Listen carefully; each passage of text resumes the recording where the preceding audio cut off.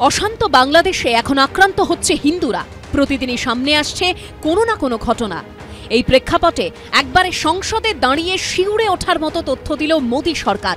একটি প্রশ্নের লিখিত উত্তরে বিদেশ প্রতিমন্ত্রী কীর্তিবর্ধন সিং জানিয়েছেন, এবছর 8ই ডিসেম্বর অবধি বাংলাদেশে হিন্দু সহ সংখ্যালঘুদের ওপর হামলার 2200টি ঘটনা ঘটেছে। পদ্মাপাড়ে হিন্দুদের উপর হামলা নতুন ঘটনা নয়, কিন্তু এবারের পরিস্থিতি কতটা মারাত্মক সেটা পরিষ্কার হয়ে যায় গত কয়েক বছরের পরিসংখ্যান পাশাপাশি রাখলেই।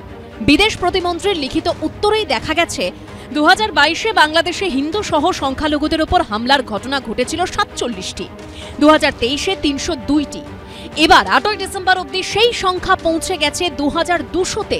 বিদেশ প্রতিমন্ত্রীর দেওয়া তথ্য অনুযায়ী হিন্দু সহ সংখ্যালঘুদের উপর হামলার ঘটনার নিরিখে পাকিস্তানকেও ছাপিয়ে গেছে বাংলাদেশ।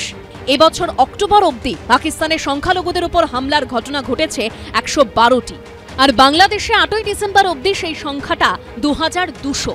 অনেকে বলছেন এই ছবি বলে দিচ্ছে বাংলাদেশে কি নৈরাজ্য চলছে, পদ্মাপাড়ের দেশে আইন শৃঙ্খলার এখন কি হাল। এর মধ্যে ইউনূস সরকারের একের পর এক সিদ্ধান্তে পরিস্থিতি শুধরানোর আশা আরও ক্ষীণ হচ্ছে। উল্টে আশঙ্কা বাড়িয়ে 2004 সালে চট্টগ্রামের ট্রাক বোঝাই অস্ত্র পাচারের মামলায় মৃত্যুদণ্ড মকুব করা হয়েছে তৎকালীন খালেদা জিয়া সরকারের স্বরাষ্ট্র প্রতিমন্ত্রী লুৎফুজ্জামান বাবর সহ 6 জনের। 20 বছর পর বুধবারই ছাড়া পেয়েছে 6 অভিযুক্ত।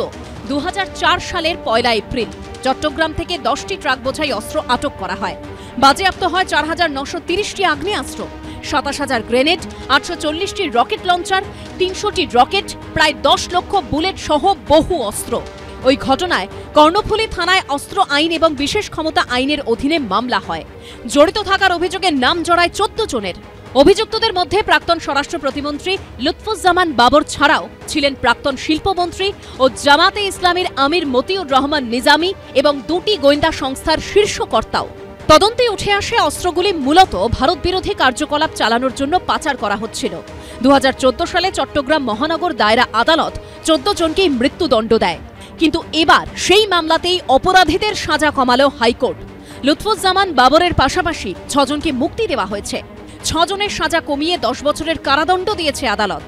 ভারত বিরোধী বিচ্ছিন্নতাবাদী সংগঠন আলফার সঙ্গে যারা হাত মিলিয়েছিল তাদের মুক্তিতে সিঁদুরে মেঘ দেখছেন ভারতীয় নিরাপত্তা বিশেষজ্ঞরা। এইটা তো একটা সম্পূর্ণ নগ্ন চেহারা যে বাংলাদেশের কট্টরপন্থী সরকারের কি অবস্থা। সেখানে এরা এইসব লোকগুলিকে ছাড়ছে যাদের একমাত্র উদ্দেশ্য হলো ভারতের ভিতরে ঢুকে ভারতের সমস্যা সৃষ্টি করা, আভ্যন্তরীণ নিরাপত্তার সমস্যা সৃষ্টি করা।